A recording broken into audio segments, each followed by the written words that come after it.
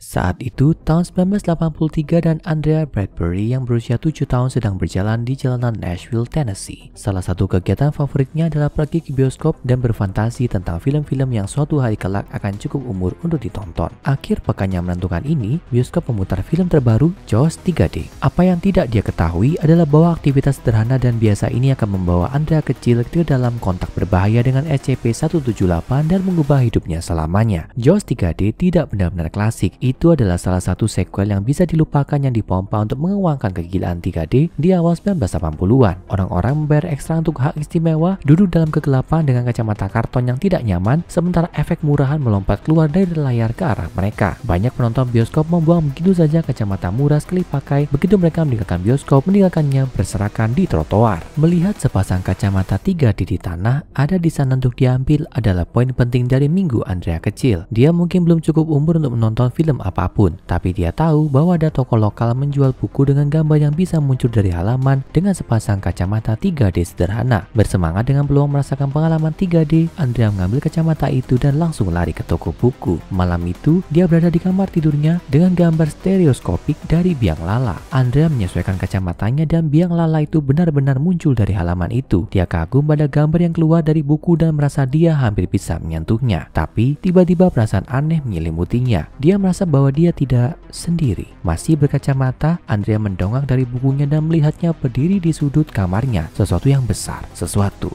yang mengerikan. Orang tua Andrea mendengar teriakannya dan bergegas masuk ke kamarnya. Ada gadis kecil mereka sudah mati. Sepertinya dia telah dianiaya sampai mati oleh binatang buas, tapi tidak ada tanda-tanda pembunuhnya. Jendela ditutup rapat, tidak bisa dibuka dari luar. Rasanya seperti makhluk mengerikan apapun yang telah melakukannya telah lenyap di udara. Laporan koroner tidak memberikan petunjuk lain tentang siapa yang melakukan ini, kecuali siapapun atau apapun yang telah membunuhnya tampaknya memiliki 3 cakar yang panjang dan sangat tajam. Tragedi mengerikan kematian Andrea mengguncang Nashville, tapi tidak pernah dimuat di surat kabar nasional. Mengapa? Pasalnya, organisasi SCP langsung menangani kasus tersebut. Agen yang menyamar di Dinas Perikanan dan Marga Satwa Amerika menandai kematian aneh itu sebagai anomali dan anggota lapangan SCP tiba untuk melakukan penyelidikan di tempat kejadian perkara. Di sana, mereka dengan cepat menemukan kacamata 3D Andrea yang pada akhirnya akan diklasifikasikan sebagai SCP-178. Seorang agen melihat kacamatanya. Sepertinya tidak ada yang luar biasa tentang itu, hanya bingkai karton biasa dengan film berwarna biru dan merah pada matanya. Segala sesuatu tampak normal. Jadi dia mencoba kacamata itu pada dirinya sendiri. Dia mengambil buku yang terbuka itu dari tanah tempat Andrea kemungkinan besar menjatuhkannya dan melihat biang lala muncul dari halaman. Tidak ada yang abnormal sampai dia menoleh sedikit. Dia melihat kepala dari sesuatu.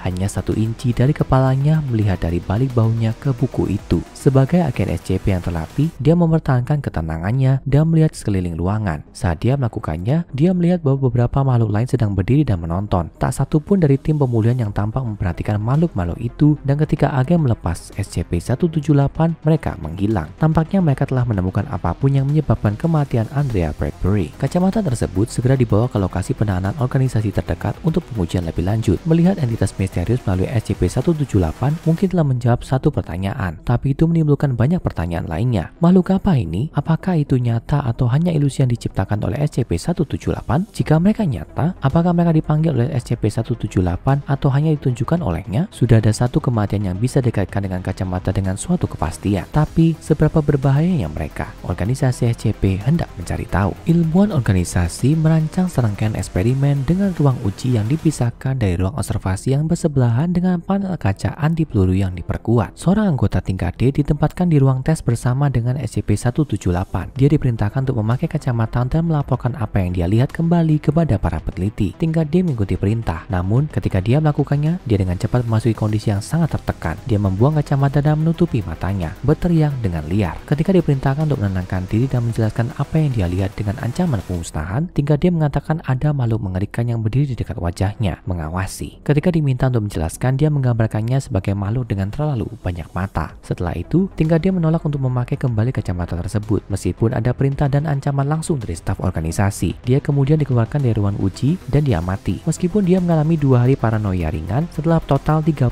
hari observasi, tingkat D ditemukan tidak memiliki efek psikologis yang bertahan lama. Kecewa dengan hasil tes pertama yang sedikit, para peneliti setidaknya telah mengkonfirmasi bahwa mereka memang memiliki objek anomali dalam penyimpanan dan melanjutkan eksperimen. Mereka menggunakan metodologi yang sama lagi di tingkat D lainnya. Dia dia ditempatkan ke dalam ruangan dan diinstruksikan untuk memakai SCP-178, lalu menjelaskan entitas yang dia lihat dengan sangat rinci. Ketika dia memakai kacamata, dia mundur ngeri pada monster yang dia lihat menatap balik padanya. Dia mengatakan bahwa makhluk itu tinggi dan berkaki dua, dengan dua pelengkap atas tambahan yang diakhiri dengan tonjolan berbentuk kerucut besar. Dia juga menggambarkan kepala makhluk itu nampak halus. Ketika ditanya apakah makhluk itu menunjukkan sifat agresi atau permusuhan, dia berkata bahwa makhluk benar-benar diam. Dia hanya berdiri di sana. Namun setelah beberapa menit, makhluk itu tampak kehilangan minat dan mulai menatap ke dinding. Para peneliti senang mempelajari lebih lanjut tentang fisik makhluk itu, tapi mereka masih tidak yakin bahwa dia bukan hanya ilusi yang diciptakan oleh kacamata. Mereka perlu merekayasa interaksi. Untuk percobaan berikutnya, mereka memutuskan untuk mengubah rinciannya. Gambar fraktal biru dan merah dengan gaya yang mirip dengan biang lala stereoskopis dari buku yang dibeli Andrea dipasang di salah satu dinding. Di seberang tembok, mereka menempatkan ember berisi 10 bola tenis standar. Kali ini, tingkat D, seorang terpidana pembunuh dan pembakar, diberitahu bahwa dia akan membantu menguji proyek pernyataan realita 3D baru. Entitas yang akan dilihatnya sejauh yang dia tahu tidak lebih dari proyeksi digital. Padahal ketika dia benar-benar memakai SCP-178 dan melihatnya, dia berkomentar bahwa siapapun yang merancangnya pasti gila. Para peneliti menginstruksikan 3D untuk mengambil bola tenis dan melemparkannya ke salah satu entitas. Saat dia melakukannya, luka dalam mulai muncul di sekujur tubuhnya. Serangan itu brutal dan cepat dan 3D langsung mati setelah itu. Ini menegaskan kepada para peneliti bahwa makhluk itu tampaknya memiliki beberapa tingkat keberadaan yang nyata dan mereka bisa menjadi sangat kejam jika diprovokasi. Selanjutnya mereka ingin melihat apakah mungkin melakukan interaksi apapun dengan makhluk-makhluk itu tanpa segera berubah menjadi kekerasan. Untuk menguji teori ini, para peneliti membawa tingkat D berusia 19 tahun ke dalam ruang pengujian dengan alasan yang sama untuk menguji teknologi 3D baru. Sama seperti yang lain, dia masih merasa ngeri dengan penampilan makhluk itu, tapi dia berhasil ditenangkan oleh para peneliti. Mereka memintanya untuk berbicara dengan makhluk itu secara langsung tanpa menunjukkan sikap agresif apapun. Dia berkata, "Halo makhluk aneh, bagaimana kabarmu hari ini?" dengan suara yang agak bosan. Dan hanya ini yang diperlukan untuk menandatangani surat kematiannya. Dia segera ditebas sampai mati oleh makhluk tak terlihat. Hasilnya tampak jelas. Interaksi apapun dengan makhluk-makhluk itu saat mengenakan SCP-178 adalah hukuman mati. Seperti pria pemalu yang sedikit lebih ramah. Tapi para peneliti akan segera menemukan bahwa anomali ini memiliki lebih banyak kejutan. Untuk tes berikutnya, mereka membawa dua subjek. Satu akan memakai SCP-178 dan mendikte yang lain bagaimana mereka harus berinteraksi dengan makhluk yang tidak bisa mereka lihat. Hasil percobaan ini sadis namun informatif. Kedua subjek ditebas sampai mati ketika tingkat D yang tidak melihat berinteraksi dengan salah satu makhluk atas instruksi temannya. Tampaknya siapapun yang memiliki pengetahuan yang memadai tentang makhluk yang mencoba berinteraksi dengan mereka akan menemui ajal. Bahkan jika mereka tidak dapat melihat salah satunya secara langsung. Itu adalah realisasi yang mengecewakan bagi para peneliti. SCP-178 mungkin jauh lebih berbahaya daripada yang mereka bayangkan. Dan apa yang akan mereka pelajari pada percobaan berikutnya bahkan lebih buruk. Mereka mengadopsi metodologi yang sama seperti yang terakhir untuk eksperimen berikut. Dua subjek, satu melihat dan yang lainnya berinteraksi. Namun kali ini, begitu subjek nomor satu memakai kacamata, mereka tahu ada sesuatu yang tidak beres. Dia mulai panik, menyatakan bahwa seluruh ruangan itu penuh dengan makhluk-makhluk itu. Semuanya berdiri dan menonton. Para peneliti yang melakukan eksperimen ini tahu bahwa ini seringkali tidak berjalan dengan baik untuk tingkat D. Jadi mereka tampaknya tidak terlalu khawatir tentang perkembangan baru ini. Sampai subjek menyatakan bahwa mereka dapat melihat 3 makhluk lagi dan mereka tidak berada di ruang uji. Mereka berada di ruang observasi. Faktanya salah satu dari mereka sedang melihat tepat di salah satu dari 3 bahu peneliti. Segera para peneliti kehilangan ketenangan dan mulai panik. Mereka terbiasa menempatkan tingkat D dalam bahaya. Itu adalah bagian dari pekerjaan. Tapi mereka tidak siap untuk ini. Dalam beberapa saat, ruang observasi menjadi pertumpahan darah ketika 3 peneliti yang telah merancang dan melakukan semua eksperimen dihancurkan oleh makhluk yang tidak dapat mereka lihat. SCP-178 telah berubah dari salah satu anomali yang tampak lebih polos menjadi salah satu yang paling misterius dan mematikan. Makhluk-makhluk itu tampak kuat, kejam, dan sangat banyak. Fakta bahwa mereka hanya dapat diamati melalui lensa stereoskopik 178 dan membunuh siapa saja yang mencoba berinteraksi dengan mereka membuat mereka hampir mustahil untuk dipahami. Ini selalu menjadi tragedi ketika organisasi kehilangan peneliti yang baik. Tapi pekerjaan harus dilanjutkan dan percobaan segera dimulai kembali dengan peningkatan langkah-langkah keamanan. Tentu saja ini tidak banyak gunanya dan setelah eksperimen bencana lainnya yang mengakibatkan seluruh sektor dikunci, semua penelitian tentang SCP-178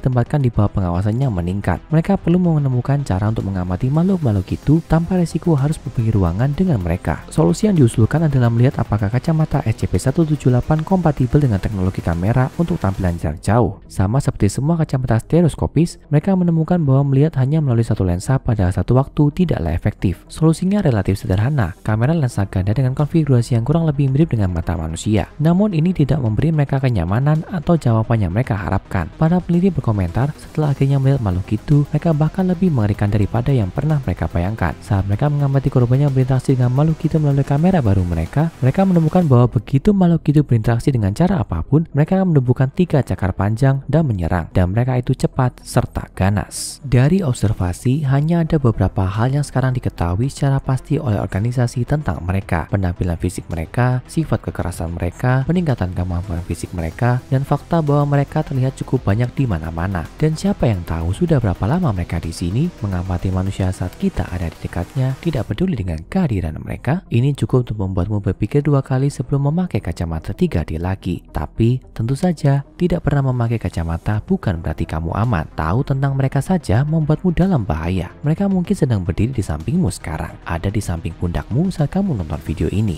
Ingat, jika kamu ingin aman, kamu tidak boleh memberitahu mereka bahwa kamu tahu. Lagi pula, hanya karena kamu tidak dapat melihat sesuatu, tidak berarti makhluk itu tidak dapat menyakitimu. Sekarang tonton SCP-049 Dr. Wawa ditangkap dan SCP-087 Tangga untuk tahu para makhluk menyeramkan lainnya dari SCP terungkap.